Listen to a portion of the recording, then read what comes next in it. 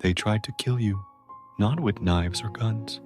No, that would be too merciful. They came for your mind, your spirit, your reputation. They whispered your secrets into the ears of cowards. They twisted your kindness into weakness. They sharpened lies until they could slit your throat in silence. But God, oh God, He didn't let their weapons land. See, there's something terrifying about a soul that refuses to die. No matter how many times they bury you, you crawl out of the dirt, grinning because pain taught you the art of survival. Betrayal taught you how to trust the silence and loneliness. Well, that's where you met God Himself. They wanted you to beg for mercy, but all they heard was your laughter, that sick, unsettling laughter, the kind that makes weak men shiver and women question their loyalty, because they didn't just fail to destroy you, they made you indestructible. You stopped fearing death.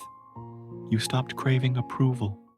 You stopped apologizing for being exactly what this world needs: unpredictable, uncontrollable, untouchable. You see, people love to play with monsters until the monster remembers who it is. They thought you were the victim, but God made you the storm. They sharpened their knives, and God turned your skin to iron. They aimed their poison, and God made you immune. They dug your grove, and God taught you how to breathe underground. And now they pray that you'll forget. Forget the way they betrayed you. Forget the way they laughed when you cried. Forget the way they gathered like vultures when you were bleeding. But forget no, because your scars are in shame. Their scripture, every wound tells a story. Every tear baptized you into something unholy and divine all at once. They tried to kill you, and now you haunt their dreams because God blocked their weapons, but He left you with a smile sharp enough to cut through the lies, a mind dark enough to understand every twisted game they play, and a spirit that laughs at the thought of surrender. So let them try again. Let them gather their armies, sharpen their blades, whisper their curses, and when they do, don't pray for safety.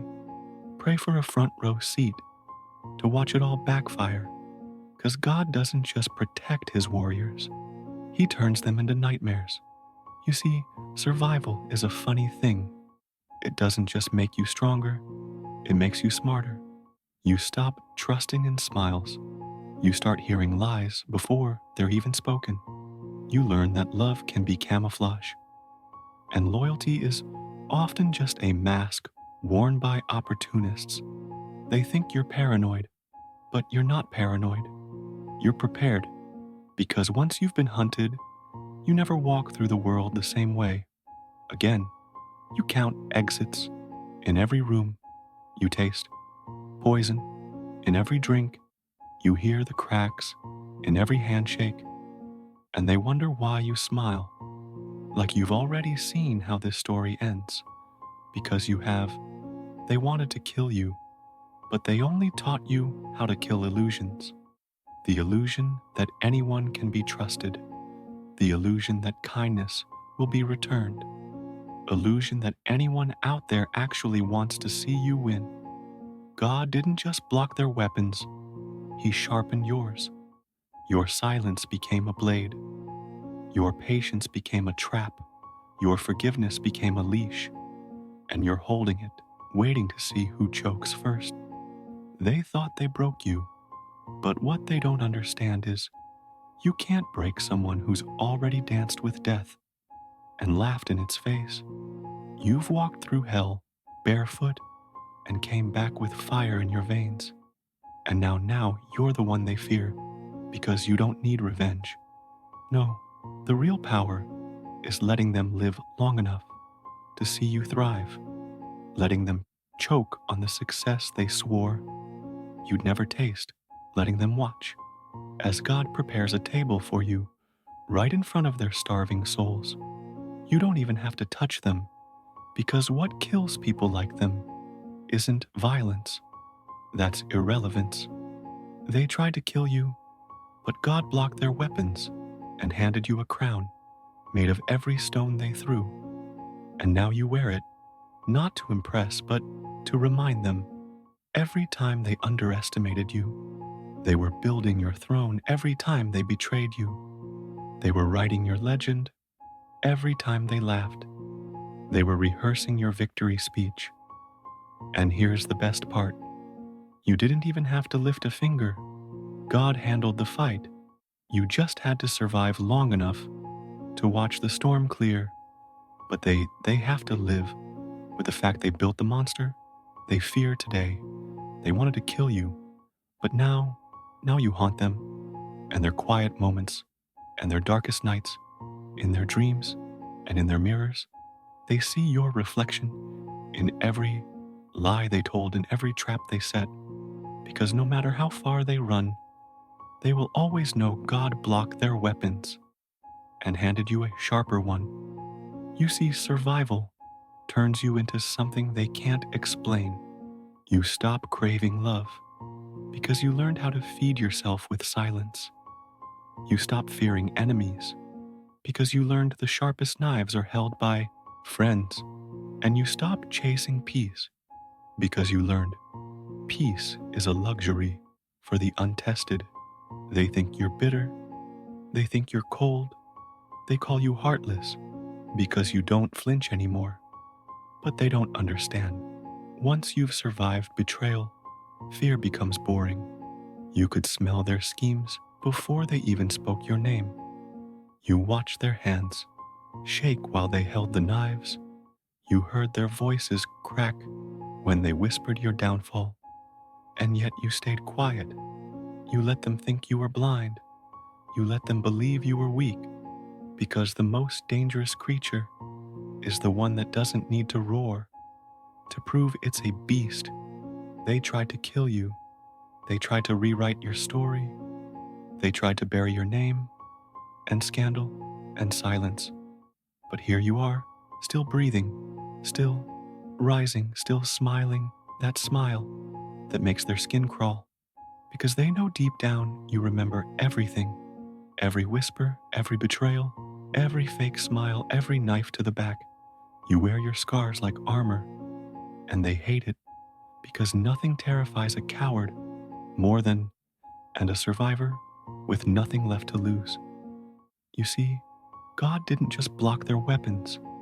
He let them sharpen them right in front of you. He let them plan your funeral. He let them light the fire. And just when they thought the flames would devour you, He taught you how to walk through fire without ever being burned. Now they can't touch you. They can't understand you. And worst of all, they can't stop you. But here's where it gets fun, because if you're still listening to this, if my words are sitting heavy in your chest, if your hands are sweating and your heart's racing, maybe you were one of them. Maybe you were one of the ones who smiled in my face and prayed for my downfall behind my back. Maybe you held a knife once. Maybe you whispered my name with venom on your tongue. If so, I want you to know something. I forgive you, not because you deserve it, but because I deserve peace.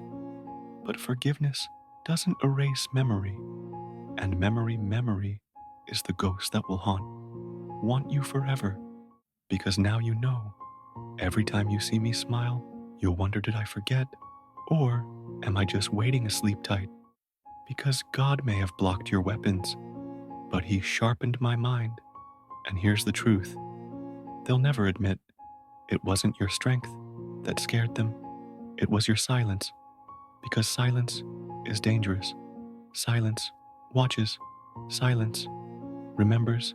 Silence gathers every piece of every lie they told and every trap they set and saves it for the perfect moment. See, people fear what they can't predict. I hate what they can't control. And nothing is more uncontrollable than someone who's already died once and came back breathing fire. They thought your silence was surrender. They thought your quiet was defeat. But really, that silence was your transformation. Every scar became a scripture. Every tear became ink. Every betrayal became a signature on the contract you made with yourself to never beg for mercy again. You don't beg anymore. You don't plead anymore. You don't even explain anymore because you realized explanations are for people who still care what the crowd thinks. And you buried your need for approval, right? Next to their lies. Now you walk with a different weight. You smile with a different meaning. You speak only when you want to, not when they expect you to. That's power. The kind of power they will never understand. Because the truth is, they didn't just try to kill you. They tried to kill your spirit. They tried to kill your belief in yourself. They tried to make you doubt your own worth. But God blocked all of it. And now you understand. They never held power. They were just loud. And loud does not equal strong. Real strength is quiet. It's calm. It's the smile you give when you walk past the very people who swore you'd never make it, and you don't even blink. It's the power to look them in the eyes and feel nothing. No hate, no anger, no need for revenge. Just silence, the same silence that haunted you once now. It belongs to them because every quiet night, every mirror they stand in front of, every success they see, you claim they'll know they lost. Not because you destroyed them, but because you outlived their lives. They became your fuel. Their hate became your blueprint. Their weapons became your tools. And now you build empires with the very stones they threw at your head. They tried to kill you, but all they did was crown you king and queen. So let them talk, let them whisper, let them gather like snakes in the grass, hoping you'll stumble again, because you don't fear snakes anymore. You dance with them. You know, they're poison. You drank it and survived. And now you smile because you understand the final truth. They never had the power to kill you. They only had the power to expose you to the truth. Truth about who you really are. Unbreakable, unstoppable, untouchable. So sleep well, my enemies, because while you dream of my downfall, I'm already awake writing the next chapter, and this time, and the author now smile for me.